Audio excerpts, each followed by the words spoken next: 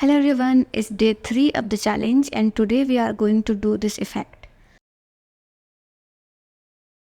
I will start with the background and 3 illustration grouped together. We will take a mobile frame and add headings, para and button to it.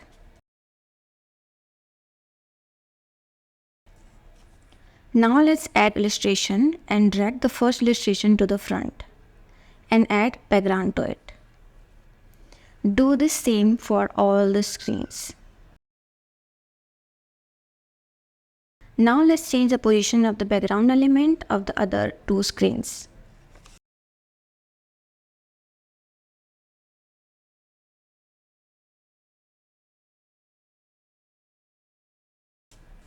Now it's time for prototyping. Let's connect first frame to the second frame to the third and third to the first. Use on tap action with smart animate. And you're done.